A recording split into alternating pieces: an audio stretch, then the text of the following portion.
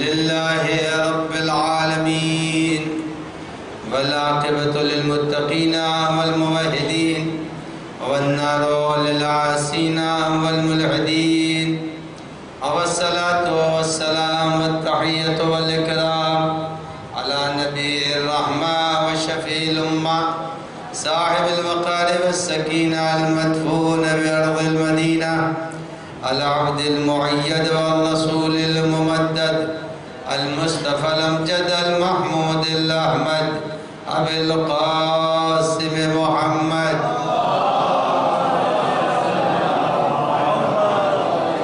وعلى ابن عمه ووزيره ووصيه وخليفة نور الأنوار حجج الجبار والد الأئمة الأطهار قسم الجنة والنار المولود في البيت ذي الأستار إمام المشارق والمغارب الذي حبه فرض على الحاضر والغائب غالب كل غالب علي بن أبي طالب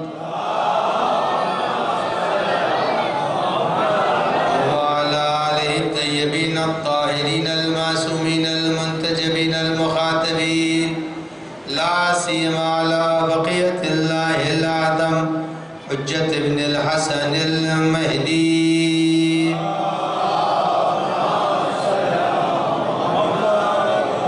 روحي وأرواح العالمين له الفداء واللعنة الدائمة الباقية على أعدائهم أجمعين من ليلنا هذا إلى قيام يوم الدين. أما بعد فقد قال الله الحكيم في كتابه الكريم بسم الله الرحمن الرحيم وقضى ربك ألا تعبدوا إلا إياه وبالوالدين إحسانا.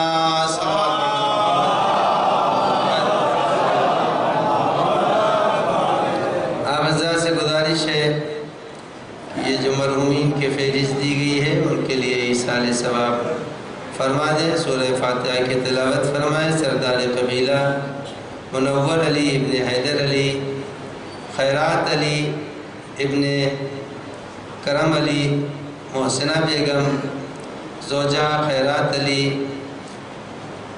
میر عباس علی ابن خیرات علی، میر حسن علی ابن میر عباس علی، طاہرہ بیگم بنت ایوب علی، ایوب علی ابن یعقوب علی، امت النساء یا امت بی بی زوجہ ایوب علی، سید یوسف علی، علی اظہر رضوی، آمنہ خاتون، نزہت فاطمہ، مجاہد علی، قادمی محترمہ قادمی بنت ایوب علی، بادشاہ حسین.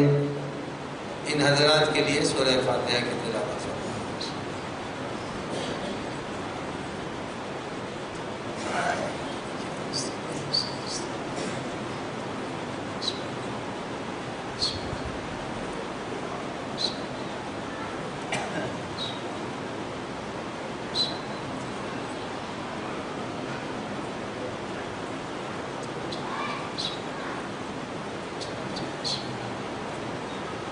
ایک صلوات پڑھ دیں محمد وآل محمد.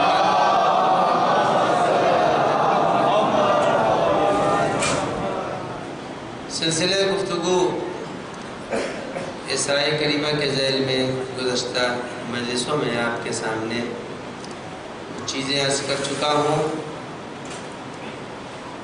یہ بات تاریخ کے اعتبار سے اور قرآن کے اعتبار سے مسلم ہے کہ ہر دور میں غلبہ علم کو حاصل ہو. غلبہ ہمیشہ علم کو رہا. کوئی ایسا زمانہ نہیں ہے جس میں علم کو غلبہ نہ رہا. ہمیشہ علم ہمیشہ غالب رہا. اور اگر آپ دیکھیں علم ہی کے غلبے کی بنیاد پر سارے انبیاء کرام تشریف لائے. کوئی بھی ایسا نبی نہیں ہے جو جس کی نبوت کا معیار علم نہ رہا ہو. ہر نبی کی نبوت کا معیار علم رہا. چاہے اس زمانے کے اعتبار سے وہ جب بھی کسی اپنے معاشرے میں رہا تو اپنے علم کی بنیاد کے اوپر وہ ہمیشہ برتر رہا، افضل رہا. جس نبی کا زمانہ دیکھیں، جو مشہور انبیاء ہیں ان کے زمانے کو بھی دیکھیں تو علم ہی ہمیشہ برتری کا سبب بنتا رہا۔ مثلاً آپ آ کے دیکھ لیں کہ انبیاء کرام کے زمانے میں جناب داؤد کا زمانہ رہا تو جناب داؤد کو برتری کس بنیاد پر ملی تھی؟ جناب داؤد کو برتری ملی تھی اس لیے کہ اس زمانے میں لوہے کو نرم کرنے کا طریقہ ان لوگوں کو نہیں معلوم تھا۔ جناب داؤد نے لوہے کو نرم کرنے کا طریقہ بتایا اور لوہے سے زرہ بنانے کا طریقہ بتایا، تو معلوم یہ ہوا کہ اس زمانے میں یہ علم ان کے پاس تھا، ان کے زمانے کے افراد کے پاس زرہ بنانے کا کوئی علم نہیں تھا۔ اب آئیے انبیاء کرام کے حیات طیبہ میں آپ دیکھیں، ہر نبی کے زمانے میں علم ہی کو سربلندی رہی، اگر علم نہیں ہے تو سربلندی بھی نہیں ہے۔ آپ دیکھ لیجئے، علم ہمیشہ آدمی کو زندہ رکھتا ہے، اور یہ بھی نہیں سمجھیے کہ ہمیشہ علم ہی علم رہے گا۔ ابھی آپ نے شعر سنا، ایسا ہے کہ ہمیشہ اندھیرے کے وجود کو اگر سمجھنا ہے، اندھیرا اسی وقت سمجھ میں آئے گا جب تک روشنی پائی جا رہی ہے۔ جب تک روشنی ہے تبھی اندھیرا سمجھ میں آئے گا۔ اگر اندھیرا خود وجود نہیں رکھتا، جہالت اسی وقت سمجھ میں آئے گی جب آدمی علم سے آشنا ہوگا۔ اگر علم ہی نہیں ہے تو جہالت سے آشنا کیسے ہوگا؟ ہمیشہ تعرف الاشیاء باضدادہا، چیزیں ضد سے پہچانی جاتی ہیں۔ رات دن کے ذریعے سے سمجھ میں آ رہا ہے، تو اب معلوم ہوا کہ علم ہی نے ہر زمانے میں ترقی دی۔ اور اگر علم کو آپ دیکھنا چاہیں تو کم سے کم گزشتہ انبیاء کی باتوں کو چھوڑ دیجئے، جناب عیسیٰ کو علم تھا، جناب موسیٰ کے پاس علم تھا، ہر نبی اپنے زمانے کے لوگوں پر برتر رہا علم کی بنیاد پر۔ تو پیغمبر اکرم صلی اللہ علیہ وآلہ وسلم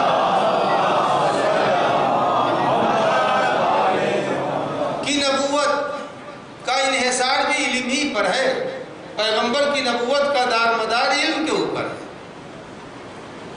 پیغمبر نے کسی چیز کو بطور ثبوت نہیں پیش کیا تو فقط علم ہی کو بطور ثبوت پیش کیا۔ اب آپ یہ دیکھ لیجئے کہ قرآن مجید کہتا ہے ان کنتم فی ریب مما نزلنا علی عبدنا فاتوا بسورۃ من مثلہ۔ قرآن مجید کہہ رہا ہے کہ پیغمبر نے اپنی نبوت کو مضبوط بنانے کے لیے اور ثابت کرنے کے لیے کسی چیز کا سہارا ہی نہیں لیا۔ سہارا لیا تو قرآن کا سہارا لیا۔ جب قرآن کا سہارا پیغمبر نے لیا تو قرآن علم کا مجموعہ ہے، قرآن جہالت کے نام نہیں ہے، قرآن علم کا مجموعہ ہے۔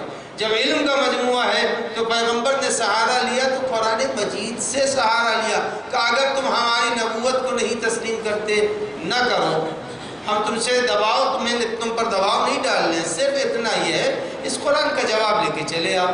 معلوم ہوا کہ اگر شکست دینا ہے کسی کو تو علم کے ذریعے سے شکست دے سکتے ہیں، جہالت کے ذریعے سے کبھی شکست نہیں دے سکتے۔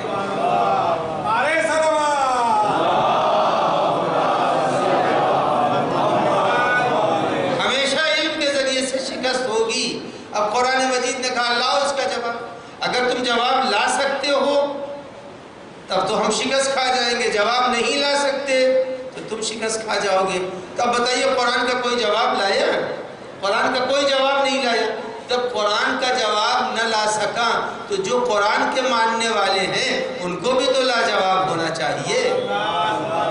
ہم تو قرآن کو مانتے ہیں نا، جب قرآن کو مانتے ہیں، جیسے قرآن نے اپنے زمانے کے لوگوں کو عاجز کر دیا اور کہا کہ تم ہمارا جواب نہیں لا سکتے، قرآن کے ماننے والوں کو بھی چاہیے کہ قرآن کے ماننے والے ایسے رہے کہ جن کا کوئی جواب علم کی دنیا بدماشی میں نہیں، بدماشی میں جواب کی ضرورت نہیں ہے، علم کی دنیا میں جن کا کوئی جواب نہیں۔ اور عزیزان گرامی آیت تو بڑی مشہور ہے، ان کنتم فی ریب مما نزلنا علی عبدنا، اگر تم کو کوئی شک ہے اس قرآن کے، میری نبوت پر شک ہے تو اس قرآن کا جواب لاؤ۔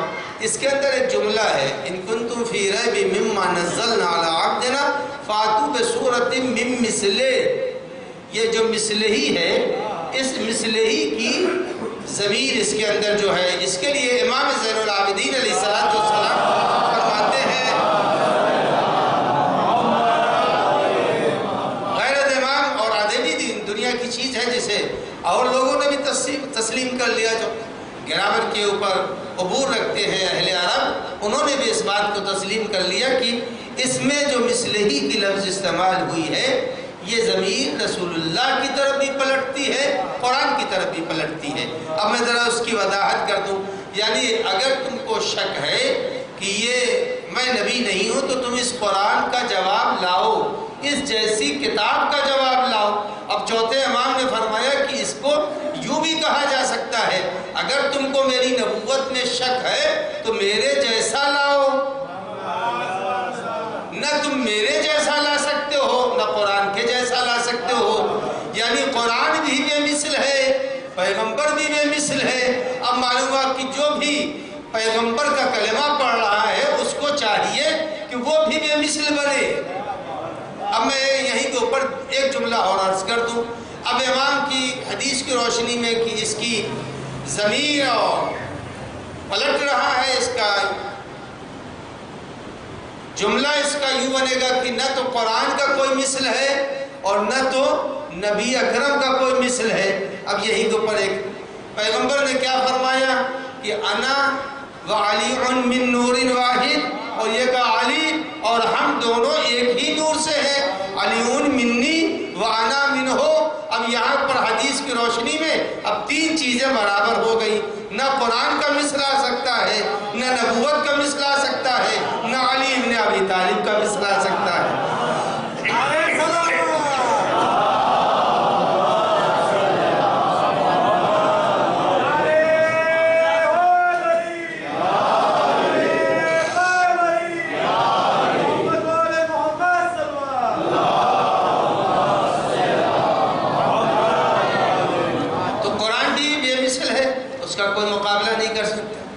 پیغمبر کی ذات کا بھی کوئی مقابلہ سید الانبیاء ہے، امیر المومنین کا بھی کوئی مقابلہ نہیں کر سکتا ہے۔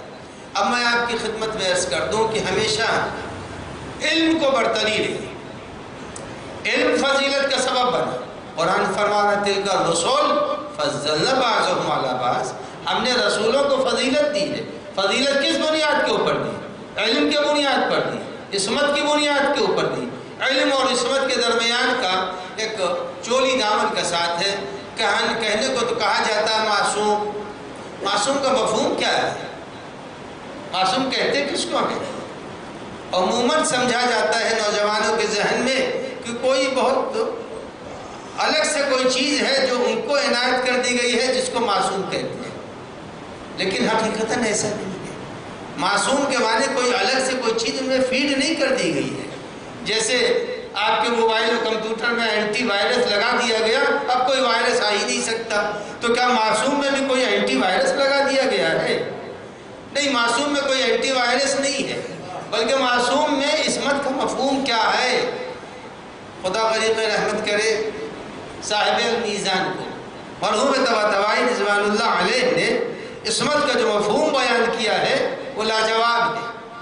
وہ کہتے ہیں کہ عصمت کہ معنی یہ نہیں ہے کہ الگ سے کوئی چیز معصوم کو دی گئی ہے، الگ سے کوئی چیز نہیں دی گئی، بلکہ اس کو پہلے ایک چھوٹی سی مثال بیان کر دوں۔ ایک گلاس میں پانی رکھا ہوا ہے، اس پانی کے اندر آیا اور آنے کے بعد کوے نے منہ ڈال دیا، آپ نے دیکھ لیا، ایک دوسرا آدمی آیا اس نے نہیں دیکھا۔ اب بتائیے جس نے دیکھا ہے وہ پیے گا یا نہیں پیے گا؟ اور جس نے نہیں دیکھا ہے وہ پی سکتا ہے۔ تو عزیزان گرامی، کس چیز نے روکا پینے سے؟ اس گلاس کے پانی کو کس چیز نے روکا؟ تو آپ سب یہی کہیں گے کہ چونکہ انہوں نے آنکھوں سے دیکھا تھا، جب دیکھا تو نہیں پیا، معلوم ہوا علم تھا لہذا نہیں پیا، اگر علم نہ ہوتا تو پی لیتے۔ معلوم یہ ہوا جتنے گناہ ہیں ہر گناہ کے عیب کو معصوم علم کی بنیاد پر جانتا رہتا ہے، لہذا معصوم گناہ نہیں کرتا۔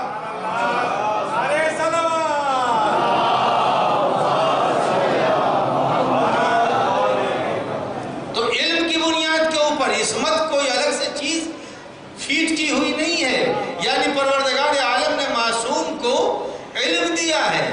اسی لیے قرآن مجید کہتا علم الانسان ما لم یعلم، اللہ نے انسان کو، وہ انسان سے مراد یہ نہ سمجھے گا ہم لوگ ہیں، نہیں ہم لوگ نہیں ہیں یہاں کے اوپر، یعنی ہم لوگ تو کیسے، قرآن کی دوسری آیت ہے وہاں کے اوپر ارشاد ہو رہا ہے کہ واللہ اخرجکم من بطون امہاتکم لا تعلمون شیئا، جب ماں کی گود سے، جب سے ماں کے شکم سے ان کی گود میں آئے تو نہیں جانتے تھے، کوئی ہے اس میں جو ایک جیسا پیدائش کے دن ہم جانتے تھے؟ کوئی نہیں کہہ سکتا پیدائش کے دن ہم جانتے تھے۔ جب آدمی نہیں جانتا تو اسی کو جاہل کہتے ہیں، لیکن جو پیدا ہو کے کہہ دے یا رسول اللہ کہیے تو قرآن پڑھ دوں، کہیے تو زبور پڑھ دوں، کہیے تو انجیل پڑھ دوں، اسی کو عصمت کہتے ہیں۔ صلوات پڑھ دیں محمد وآل محمد۔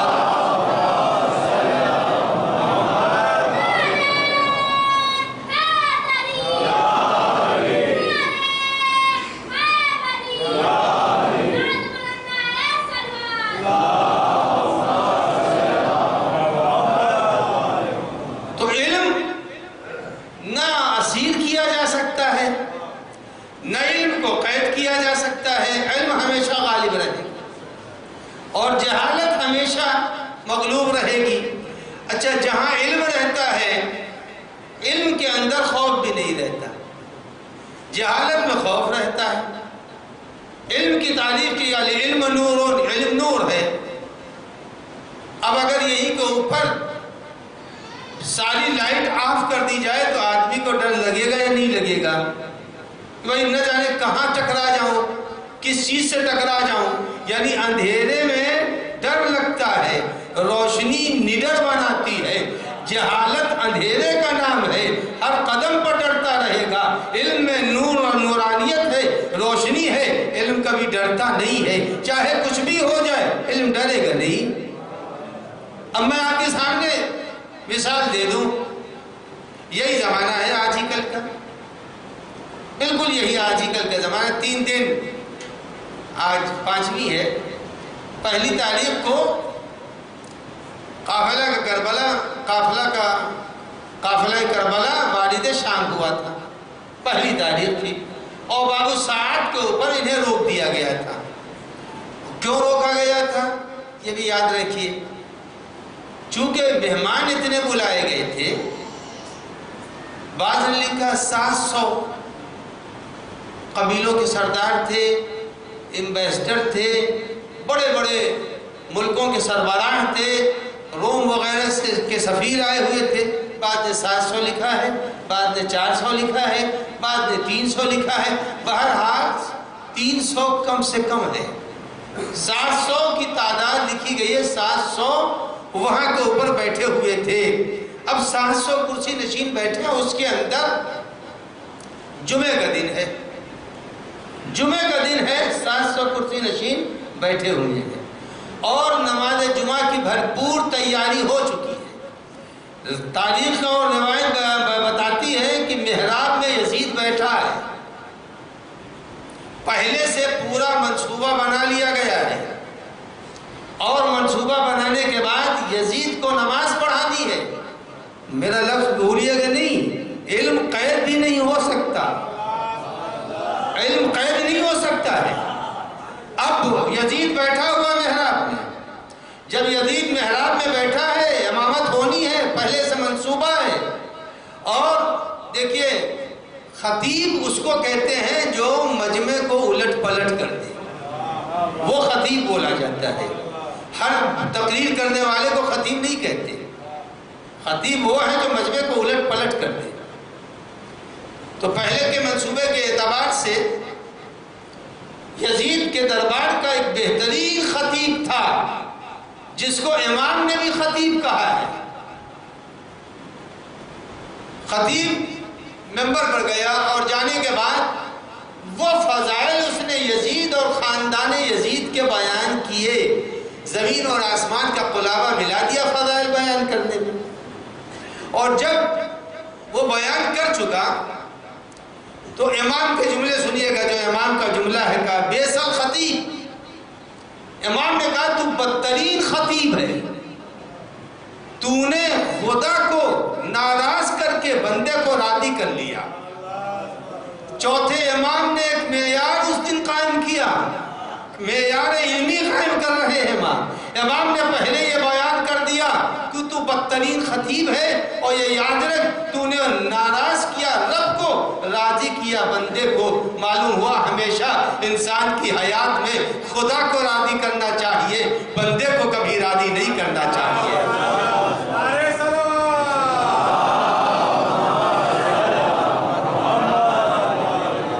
بے سال خطیب، اب امام نے اس کا جب خطبہ ختم ہوا تو امام نے کہا مجھے بھی بولنے کی اجازت دے دے، مجھے بولنے کی اجازت دے۔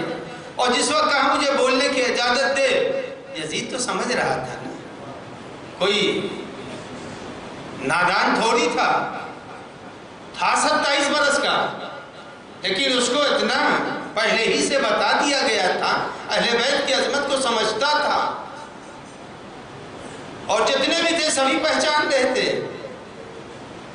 لہذا جب چوتھے امام نے کہا مجھے بھی بولنے دے، وہ ساری باتیں میں بھی آپ کی خدمت میں عرض کروں گا، کہا مجھے بولنے دے، تو یزید نے کہا نہیں نہیں۔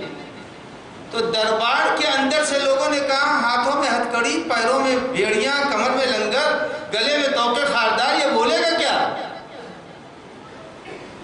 یہ بول ہی نہیں سکتا۔ ایک تو آدمی کا حوصلہ ٹوٹ جاتا ہے، پست ہو جاتا ہے، جب ماں بہنیں برہنہ ہو، سر کھلا ہوا ہو، یوں ہی روح ٹوٹ گئی، روح مردہ ہو جاتی ہے، حوصلہ پست ہو جاتا ہے، ولولہ دب جاتا ہے۔ ایسے آدمی کو بولنے میں خشک ہو جائے گا۔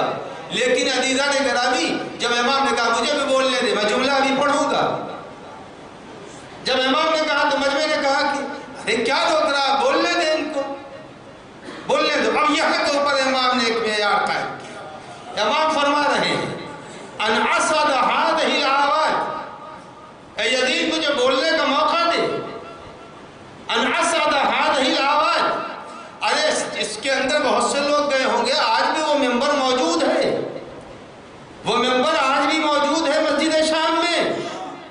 امام نے اگر یہ کہہ دیا ہوتا ان اسد هذه المنبر تو مسئلہ الگ ہو جاتا۔ امام نے کہا ان اسد هذه الاواد، میں اس تختے کے اوپر جاؤں گا۔ معلوم ہوا اگر کہیں حق بات بیان ہو رہی ہے تو اسے ممبر کہتے ہیں، اگر حق بات بیان نہیں ہو رہی ہے تو لکڑی کا تختہ ہوا کرتا ہے۔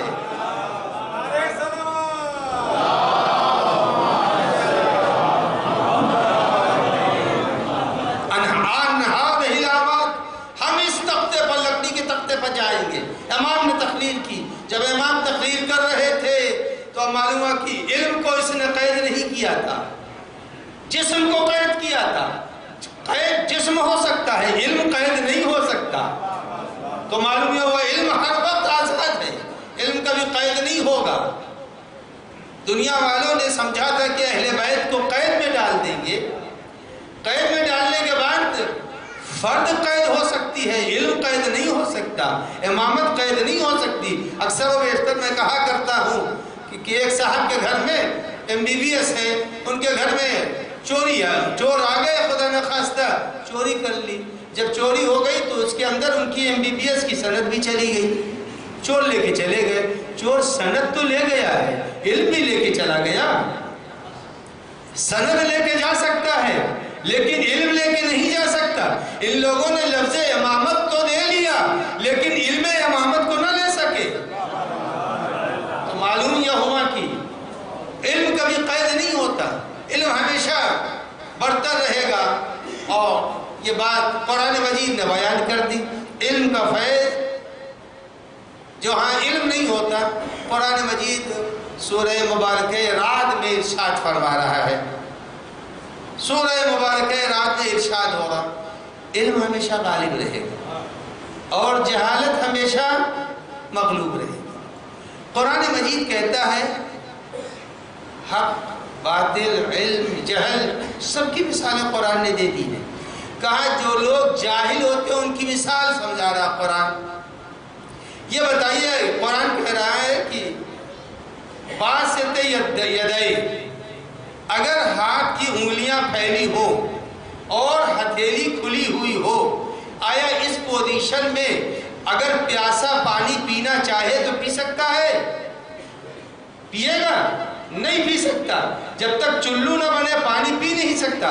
قرآن مجید کہتا ہے جاہل وہ لوگ ہیں جن کی انگلیاں کھلی ہوئی ہیں، ہتھیلی پھیلی ہوئی ہے، اگر پھیلی ہوئی ہتھیلیوں سے پیاسا پانی نہیں پی سکتا ہے تو یہ یاد رکھیے گا جو جاہل ہوگا وہ جاہل بھی اسی پیاسے کی طرح تڑپتا رہے گا جس کی ہتھیلیاں کھلی ہیں، انگلیاں بکھری ہوئی ہیں۔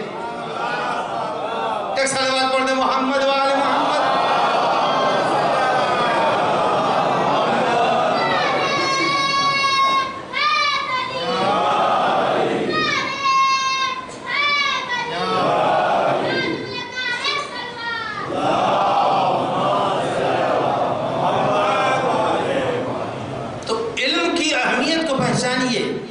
کل کی تقریر میں بھی میں نے کہا تھا علم کبھی بھی آدمی کو کمزور نہیں کرتا، جتنا ہو سکے علم حاصل، علم کے لیے کوئی عمر نہیں ہوتی۔ یہ ذہن میں خیال ہے کہ علم کے لیے کوئی عمر ہوتی ہے تو اس کے معنی کہ کھانے کے لیے بھی عمر ہوتی ہے، اس کے بعد نہیں کھائیے کھانا، چھوڑ دیجئے کھانا تو کھا رہے ہیں آپ آخر وقت تک۔ اور پڑھنے کے لیے کہا اب کیا مولانا اب تو بوڑھا ہو گیا، تو بوڑھا کھانا بھی تو چھوڑ دیجئے۔ جیسے غذائے علم ہے ایسے غذائے بدن ہے، کھانے کا سلسلہ تو نہیں ٹوٹ رہا ہے، علم کے حاصل کرنے کا سلسلہ ٹوٹ رہا ہے۔ تو علم حاصل کیجئے، علم سے کبھی غافل نہیں ہونا چاہیے آدمی کو، علم ہمیشہ۔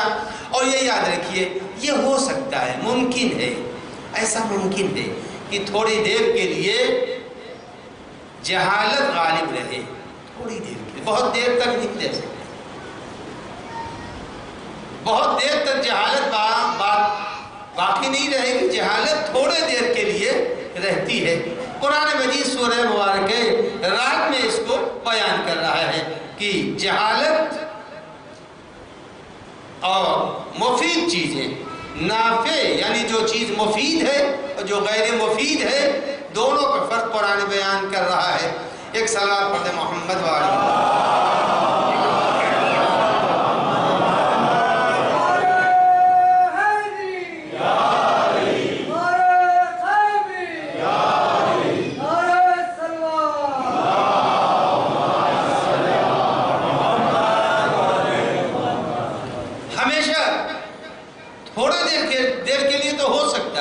مگر ہمیشہ رہے جہالت میں برتری ناممکن ہے، ہو ہی نہیں سکتا جہالت میں ہمیشہ برتری رہے، جہالت کو تو زیر ہونا ہی ہونا ہے۔ تھوڑی دیر کے لیے جاہل ہو سکتا ہے کہ ہنگامہ کر کے ٹرم بن جائے، ٹرم بن کر کے جاہل ہو سکتا ہے، تھوڑے دیر کے لیے ہنگامہ پیدا کر دے، لیکن بہت دیر تک جاہل کا عروج نہیں رہتا۔ جہالت کو تو بہرحال کمزور ہونا ہے۔ اب ہمارے زمانے کا یہ جادوگر ہے نہیں ہے جادوگر، لیکن عزیزان گرامی قرآن یہ کہتا ہے، قرآن کہتا ہے کہ علم ہی کو برتری رہے گی۔ اور قرآن مجید نے سورہ مبارکہ قصص میں بیان کیا تھوڑی دیر کے لیے غالب آنے کی کوشش کرتی ہے جہالت، لہذا قرآن مجید کہہ رہا ہے قد افلح من استعلا۔ جاہل کا نظریہ اور پڑھے لکھے کے نظریے کو قرآن نے الگ کر دیا۔ قرآن کہہ رہا ہے کہ جاہل ہمیشہ اپنے تنتنے سے غالب آنا چاہتا ہے۔ قد افلح من استعلا، جو غالب آ جائے گا وہ جیت جائے گا، اور جو غالب نہیں آئے گا وہ ہار جائے گا۔ تو اب معلوم ہو کہ جاہل کا نظریہ یہ ہے غالب آ جاؤ، جب غالب آ جاؤ گے تو جیت جاؤ گے۔ اب میں آپ کو یہاں کے اوپر بات روک کر کے یہ حروف مقطعات جو قرآن میں ہیں اس کا مسئلہ کیا ہے، اس کی جو تفسیر حقیقی ہے وہ کسی کو نہیں معلوم، وہ تو سوائے معصومین کو کسی کو معلوم نہیں۔ لیکن اس کے ساتھ ساتھ کہیں کہیں اس تفسیروں میں اس حروف مقطعات کی وجہ لکھی ہے۔ حروف مقطعات بچوں کو بتا دوں، الف لام را، الف لام میم، کاف ہا یا عین صاد، بعض سوروں کے ساتھ شروع میں یہ حروف ہے جس کو حروف مقطعات کہتے ہیں۔ اب عزیزو اس کے معنی کیا ہوئے، حروف مقطعات کیوں ہیں؟ اس کے لیے بعض مفسرین نے کہا پیغمبر اکرم مکے کی زندگی میں، یاد رکھیے گا قد افلح من استعلا، جو غالب آ جائے گا وہی جیتے گا، یہی نظریہ ہمیشہ رہا، ہمیشہ باطل کا نظریہ یہی رہا، جاہل کا نظریہ یہی رہا۔ اب پیغمبر اکرم مکے کی زندگی میں جب کبھی قرآن سنا رہے ہوتے تھے تو اتنا لا کر کے کافر اور مشرکین مکہ آپس میں اتنی تالیاں بجاتے تھے، ہو اور شور کرتے تھے، نتیجہ یہ ہوتا تھا پیغمبر سنا نہیں پائے۔ یعنی کل کا نظریہ دیکھ لیجئے، کل قرآن کے نزول کے بعد بھی یہی ہے کہ ہنگامہ کرو گے تو ہنگاموں سے جیت جاؤ گے۔ آج بھی وہی نظریہ ہے، ہنگامہ کرو تو جیتو گے، ہنگامہ اگر نہیں کر سکتے تو ہار جاؤ گے۔ آج کا نظریہ بھی یہی ہے، کل کا نظریہ بھی یہی ہے۔ اب قرآن مجید کہتا ہے، کل جب پیغمبر اکرم صلی اللہ علیہ وآلہ وسلم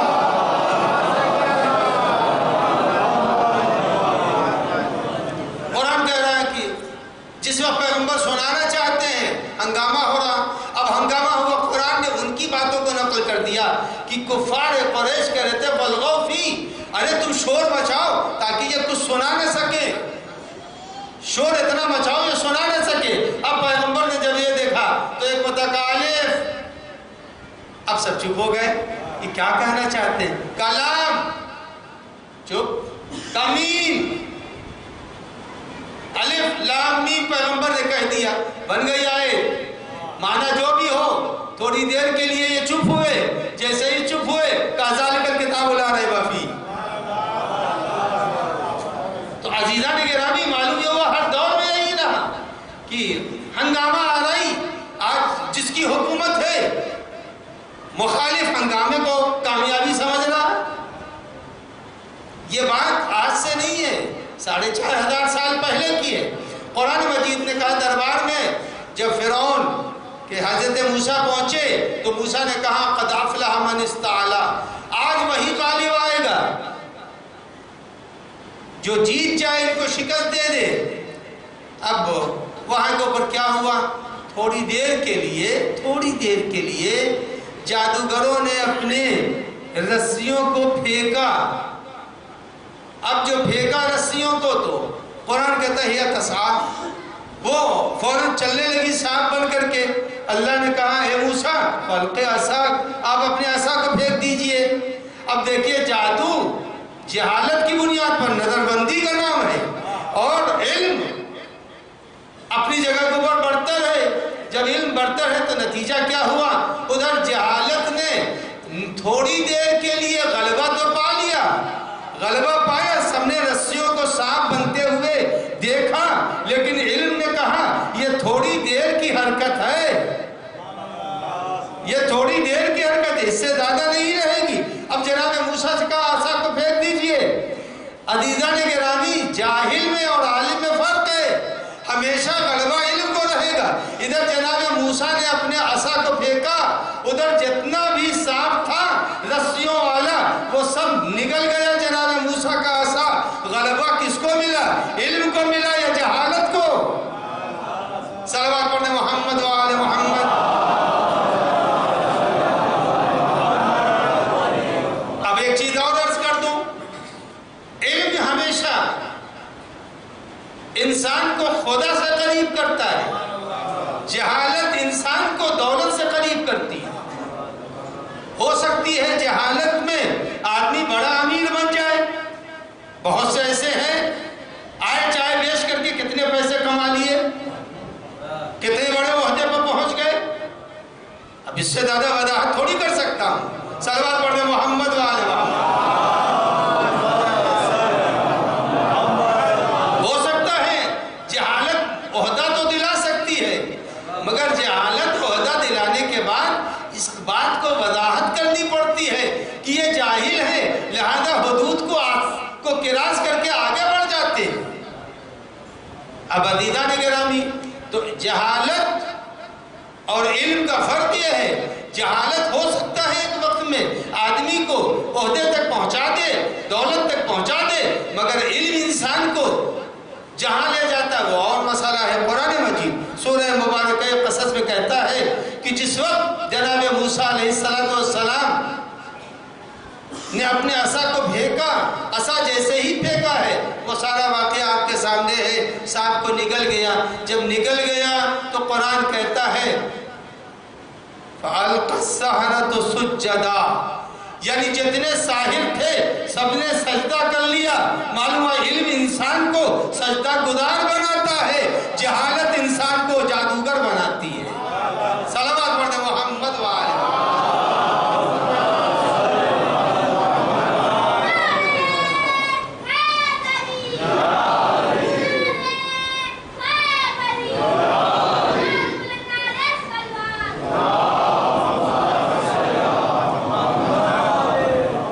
سے بہتر صلوات۔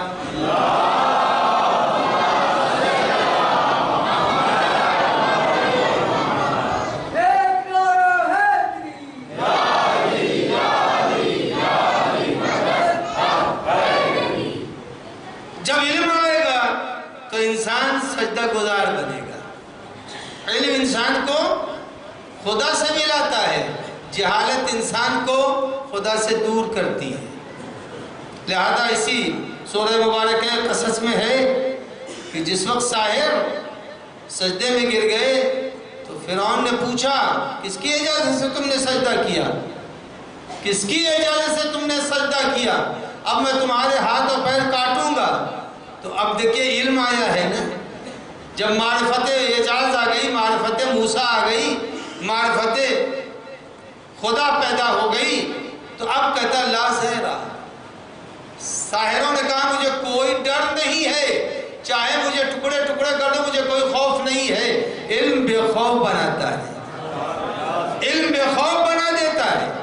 اب اس کے بعد قرآن مجید کہتا ہے کہ ساحروں نے کہا آمنا برب العالمین۔ کافی تھا یا نہیں تھا اتنا اقرار؟ قالو، ایک دو ساحر نہیں تھے، قالو، جتنے تھے سب قالو آمنا برب العالمین۔ سارے ساحروں نے کہا میں تو رب العالمین پر ایمان لایا۔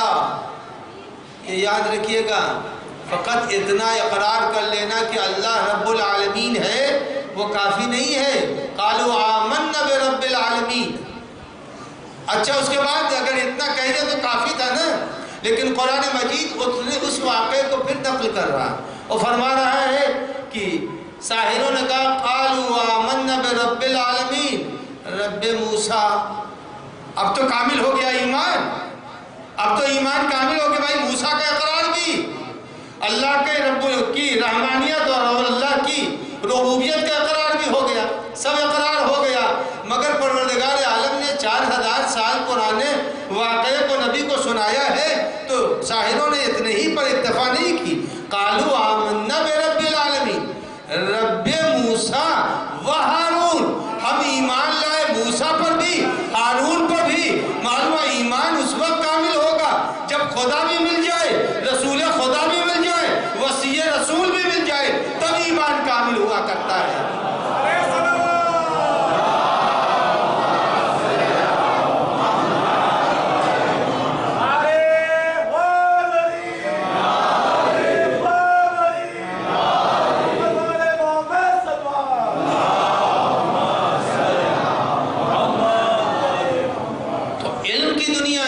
علم کبھی ڈرے گا بھی نہیں، علم کبھی جھکے گا بھی نہیں، علم کبھی قید بھی نہیں ہو سکتا ہے۔ یہ ساری چیزیں علم کے صفات ہیں۔ علم کبھی بھی مزمحل نہیں ہوگا، ہمیشہ علم۔ آیا ہے ایک شخص اور آنے کے بعد امیر المومنین سے سوال کیا کہ یا امیر المومنین یہ بتائیے علم اور مال میں کون برتر ہے؟ علم اور مال میں برتری کس کو حاصل ہے؟ تو مولا کائنات نے فرمایا علم۔ علم افضل ہے مال کے مقابلے میں۔ اس کے بعد یاد رکھیے گا امام نے جو مثالیں دی ہیں اس میں سے ایک آدھ آپ کی خدمت میں عرض کر دوں۔ علم افضل ہے یا مال افضل ہے؟ امام نے فرمایا کہ مال کی حفاظت کی جاتی ہے، علم صاحب مال کی حفاظت نہیں کرے گا۔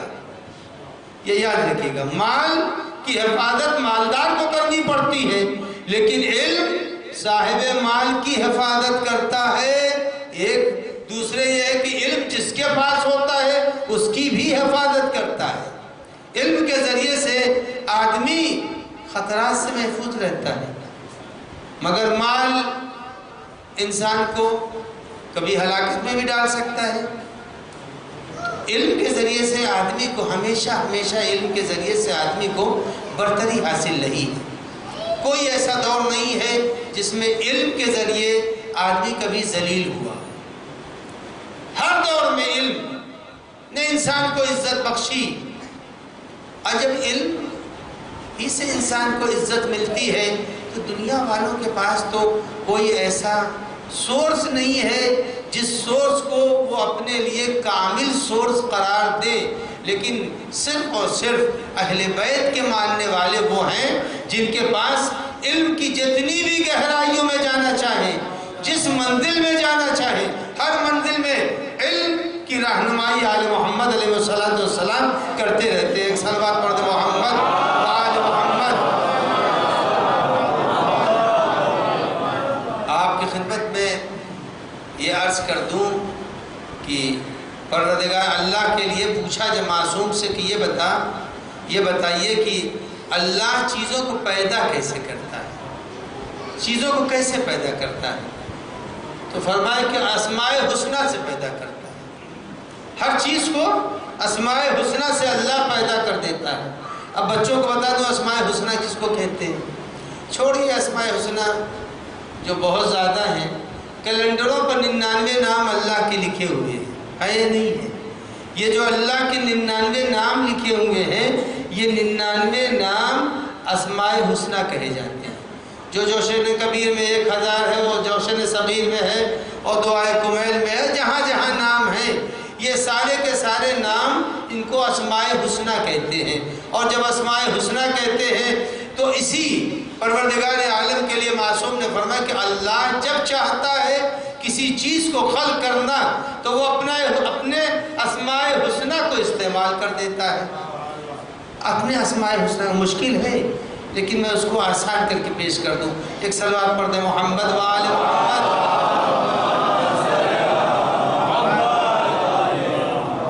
ایک اور اس سے بہتر صلوات۔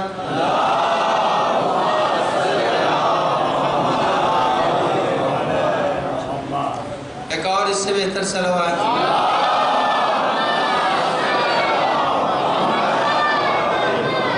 یعنی اللہ جس چیز کو پیدا کرنا چاہتا ہے، اب جہنم کیسے پیدا ہوا، جہنم پیدا کیسے ہوا، جنت پیدا کیسے ہوئی، جہنم اور جنت کیسے پیدا ہوئی، یہی سامنے کی چیز ہے۔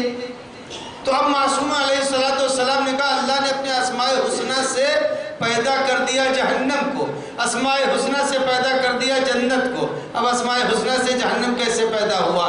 کہ اب معصوم نے فرمایا جب اللہ نے اپنے نام کے جبار کو بیان کیا، جیسے ہی قرآن مجید کہتا ہے اذا اراد اللہ شیئا یقول لہ کن فیکون، اللہ جب کسی چیز کا ارادہ کرتا ہے، لفظ جبار کو اللہ نے استعمال کیا، جیسے ہی جبار کو استعمال کیا جہنم خلق ہو گیا، لفظ رحمان کو استعمال کیا جنت خلق ہو گیا۔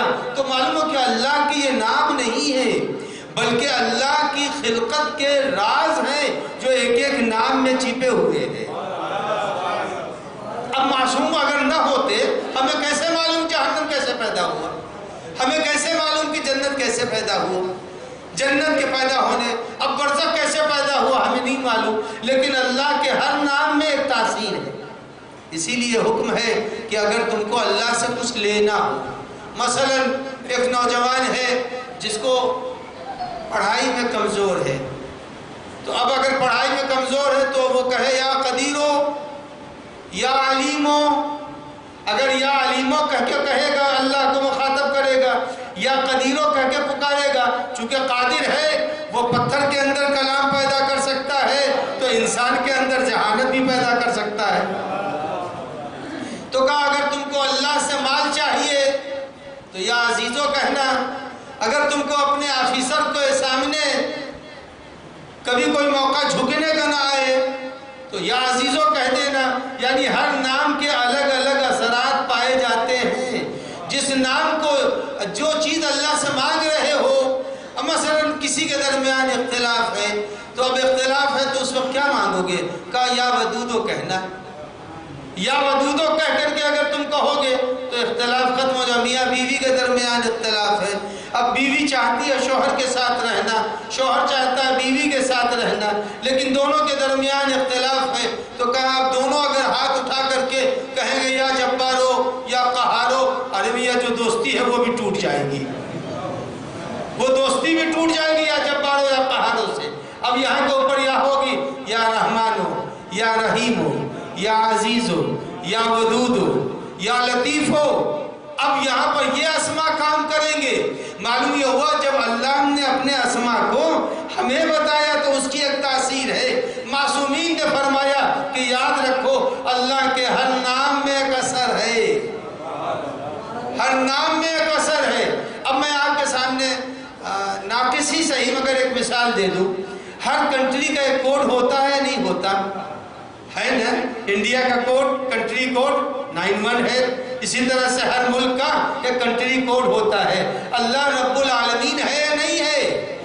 جب رب العالمین ہے تو جتنے اللہ کے اسماء ہیں اتنا ہی دنیا, اتنے ہی کائنات میں عالم اور دنیا پائی جاتی ہے, اتنے ہی پائی جاتی ہے. لہذا اگر دنیا رحمانیت کو دیکھنا ہے تو یا رحمان کو استعمال کرنا ہوگا, دنیا رحیمیت کو دیکھنا ہے یا رحیم کو دیکھنا ہوگا, دنیا اقتدار کو دیکھنا ہے یا قدیروں کو دیکھنا ہوگا.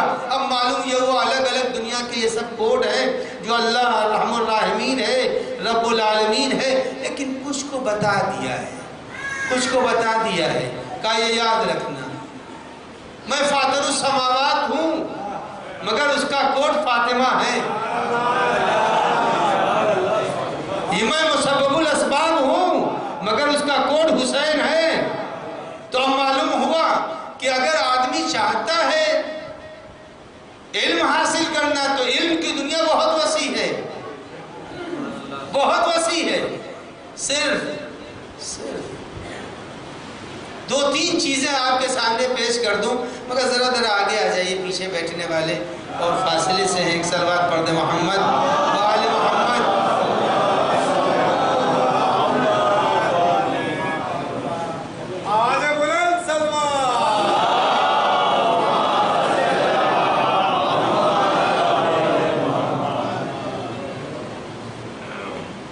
ایک اور اس سے بہتر صلوات.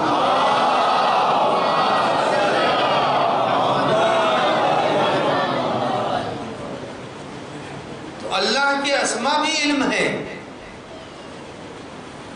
قرآن علم ہے, انبیاء کرام کا وجود علم ہے. تو ہمیشہ آدمی کو تلاش علم کی کرنی چاہیے.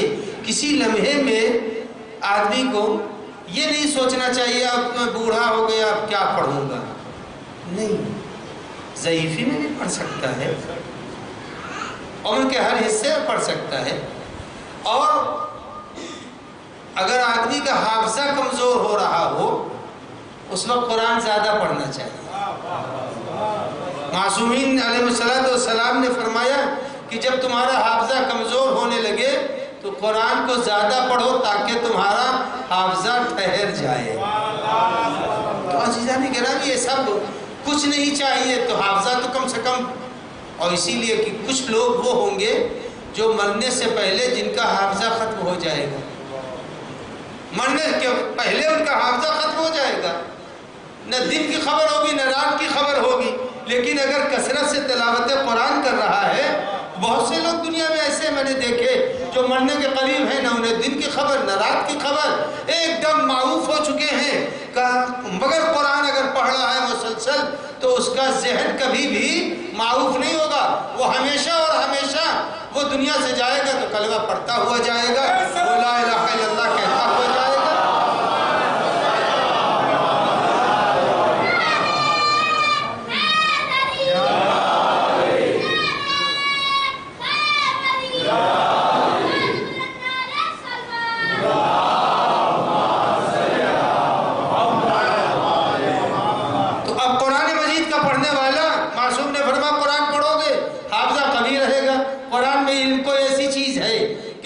پڑھنے سے آدمی کا حافظہ بڑھتا ہے اور آدمی وقت آخر تک کلمہ پڑھنے کی صلاحیت رکھے گا. لا الہ الا اللہ محمد رسول اللہ علی ولی اللہ کہے گا, بغیر حافظہ رہے گا۔ یہ حدیث رسول اللہ کی ہے، یہ حدیث رسول اللہ کی ہے۔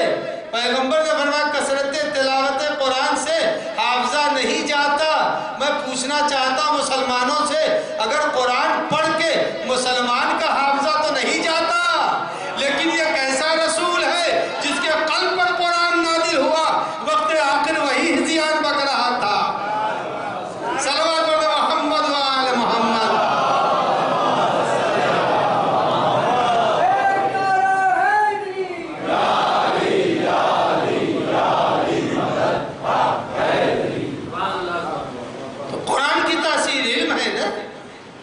اچھا چلیے، آخر وقت ہے آدمی کا، قرآن نہیں پڑھ سکتا، قرآن نہیں پڑھ سکتا ہے، تو کم سے کم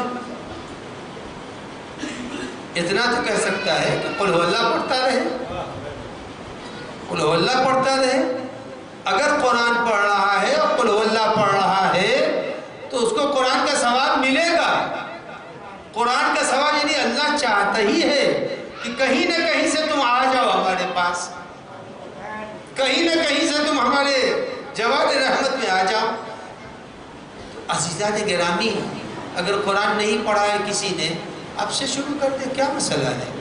اور پرانے زمانے میں تو الف زبر آ اور بے زبر با اور تے زیر تے ایسے قرآن پڑھایا جاتا تھا۔ اب تو یہ سب سسٹم ہوا ہو گیا۔ آج کل ایسے ایسے اچھے سسٹم نکال دیے ہیں ایران نے، کہ دعویٰ ہے بعض ایسے سسٹم میں ایک ہفتے میں آدمی قرآن سیکھ لے گا، ایک ہفتے میں سیکھ لے گا۔ اب میں تو کہوں گا بانیان مجلس سے کہ ایسا بھی یہاں کے اوپر سسٹم لگائیں کہ ایک ہی ہفتے میں لوگ قرآن سیکھ لیں، قرآن ایک ہفتے میں سیکھ لیں۔ اور اگر قرآن ہی سیکھ لیا تو اب یاد رکھے گا علم کا ایک بہت بڑا ذخیرہ دل میں آ جائے گا، ذخیرہ دل میں آ جائے گا۔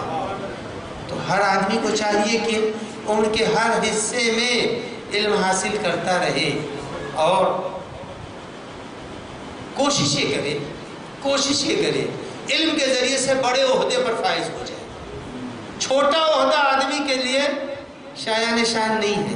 قرآن نے 2 عہدوں کا ذکر کیا ہے، وقت ختم ہو رہا ہے، اس لیے کہ مسکین صاحب پھر بار بار گھڑی دیکھنے لگیں گے، تو قبل اس کے کہ وہ گھڑی دیکھے ہم ان کا چہرہ دیکھ لیتے ہیں۔ صلوات پڑھتے محمد و آل محمد۔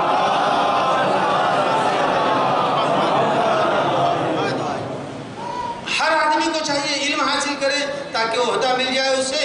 میں 2 ذکر ہیں، ایک ذکر قرآن میں ہے، اس کو ذکر نہیں کروں گا۔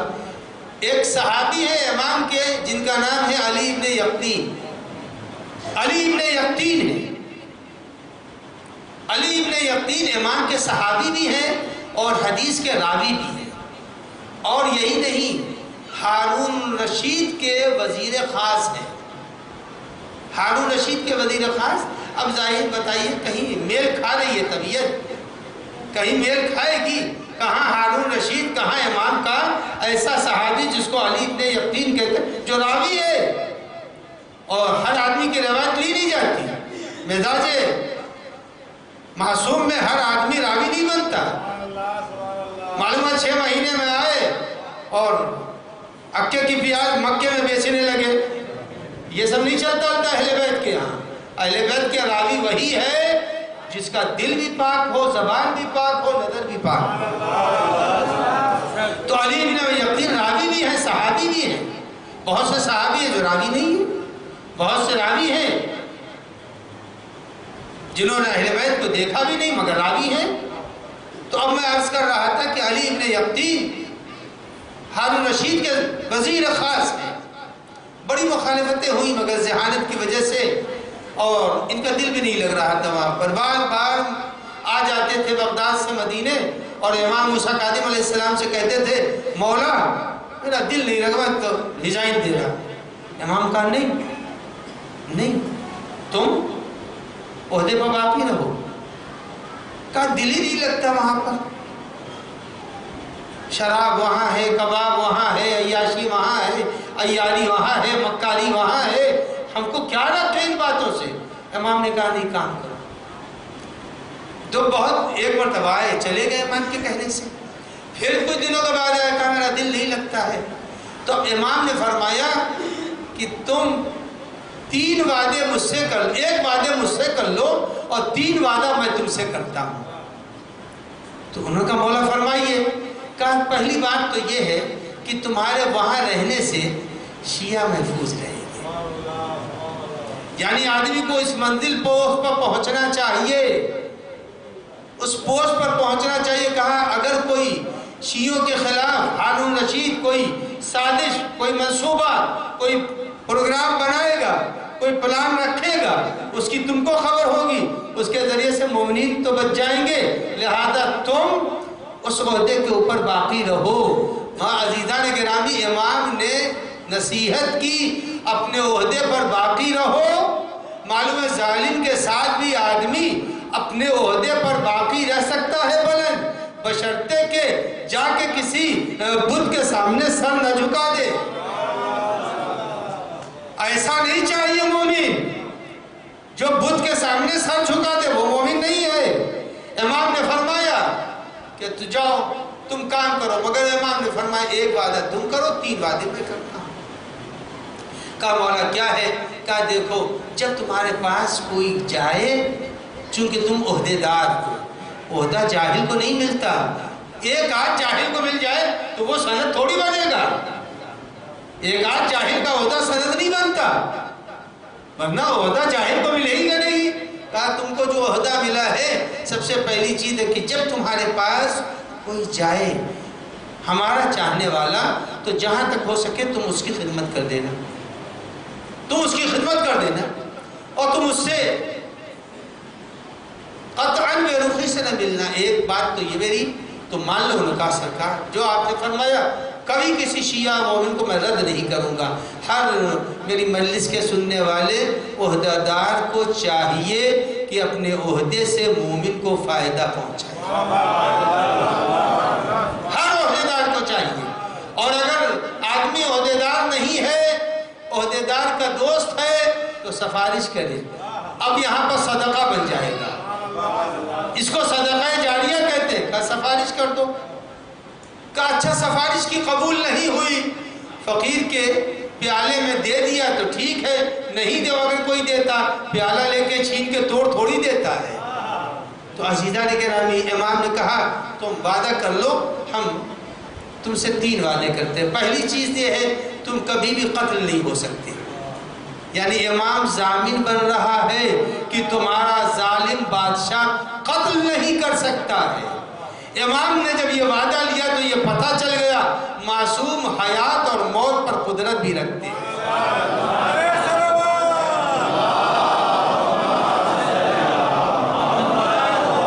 اگر آدمی امام کی خوشی کے لیے مومن کی مدد کر رہا ہے تو کبھی بھی بے وقت کی موت نہیں آئے گی اس کو، اس واقعے کی بنیاد پر۔ امام نے کہا میں ظالم ہوں، تمہیں قتل نہیں کر سکتا، آدمی قتل نہیں ہو گئے۔ دوسرا امام نے کہا، دوسری بات یہ ہے کہ اگر تم نے مومن کی مدد کر دی عہدے کی بنیاد پر تو یہ یاد رکھنا کبھی تم قید نہیں ہوگے، ہمیشہ آزاد رہو گے۔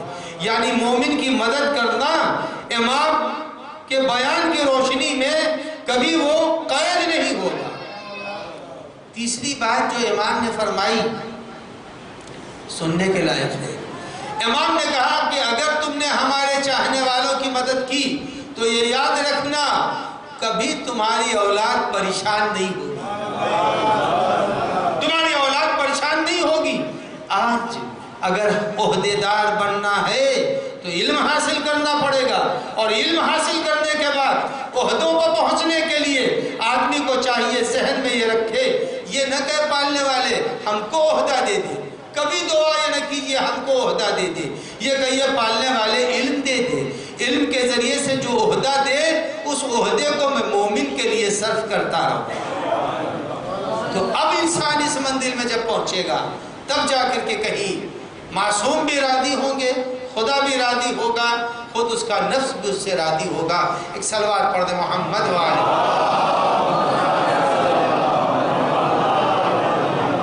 تو عزیزان گرامی ہماری آج کی اس آخری تقریر میں، گزشتہ تقریر میں بھی میں نے یہی بات کہی کہ ہر آدمی کو چاہیے کہ اپنی اولاد کو علم سے آراستہ کرے۔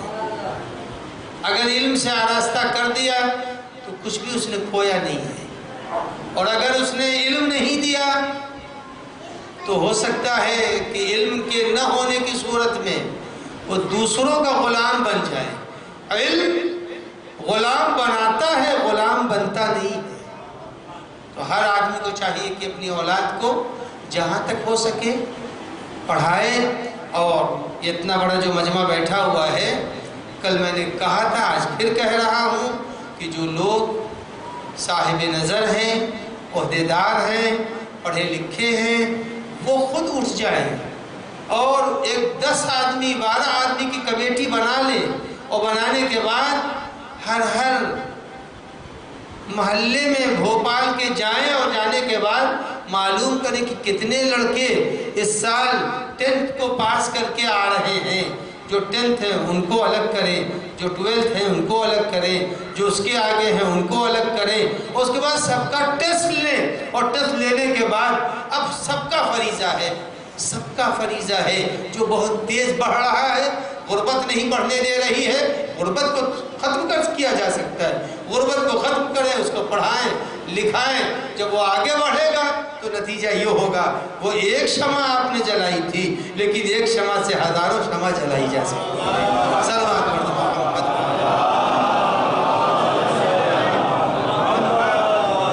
بس عزیزان گرامی، جو اب تک مجھے کہنا تھا میں نے آپ کے سامنے 5 تقریروں میں عرض کر دیا، اور یہ ایام وہ ہیں جس میں اہل بیت عصمت و طہارت قید خانے شام کی اذیتوں میں ہیں، اور قید خانے شام ہی میں ایک رات بڑی بھیانک گزری۔ اس بھیانک رات کو تاریخ نے قلم بند کر دیا۔ وہ بھیانک رات یہ تھی کہ جناب سکینہ رات کے 2 حصے کے گزر جانے کے بعد بے ساختہ رونے لگی۔ جب جناب سکینہ رونے لگی اور کہنے لگی ہائے بابا، ہائے بابا، ہائے بابا، جب بچی نے کہا ہائے بابا، سارے قیدی جگ گئے، پھوپھی بھی جگ گئی، پھوپھی کی بہن ام کلثوم بھی جگ گئی، وہ دونوں پھوپھیاں جگی، ماں بھی جگ گئی، سید سجاد بھی بیدار ہو گئے، ارے سارے قیدی جگ گئے اور سب رونے لگے، اور سب نے کہا ارے بیٹی کیا ہوا؟ کہا پھوپھی اماں بھی بابا کو خواب میں دیکھا تھا، بابا میرے کہاں گئے؟ جو قید خانے میں سکینہ نے کہا ہائے بابا، ارے سارے قیدی رونے لگے، ارے گریے کی آواز یزید کے کانوں تک پہنچی، یزید ملعون بھی جگ گیا، اس نے کہا یہ بتاؤ یہ قیدی آج کیوں رو رہے ہیں؟ دربار تک خبر آئی، دربار نے کہا سکینہ نے خواب میں بابا کو دیکھا، یزید کا حکم آیا ارے سر حسین زندان میں بھیجا جائے، رات کا اندھیرا تھا، زندان کا در کھلا، سر حسین آیا۔ اب جو سر حسین آیا، بیٹی نے باپ کے سر کو دیکھا، ارے لپٹ گئی، آغوش میں لیا، لب پر لب رکھے، کہا بابا ارے ہمیں تماشے مارے گئے، اے بابا گوشوارے چھینے گئے، اے بابا میرے رسن بندھی، اے بابا ارے مجھے تاجی آنے لگے۔ سکینہ کہتی جا رہی ہے، ارے قیدی روتے جا رہے ہیں۔ تھوڑی دیر گزری، سکینہ چپ ہو گئی۔ جب سکینہ چپ ہو گئی، جناب رباب نے کہا اے بہن زینب، ارے بچی تھک کے سو گئی۔ ارے زینب آگے بڑھی، ارے شانے کو ہلایا، کہا سکینہ، اے بیٹی سکینہ اٹھو۔ اب جو شانہ اٹھ ہلایا، کیا دیکھا؟ قید میں سکینہ مر گئی۔ ارے سکینہ کا مرنا تھا، میرا باپ کی آس ٹوٹی، ہائے کربلا میں اصغر گیا، شام میں میری سکینہ چھوٹ گئی۔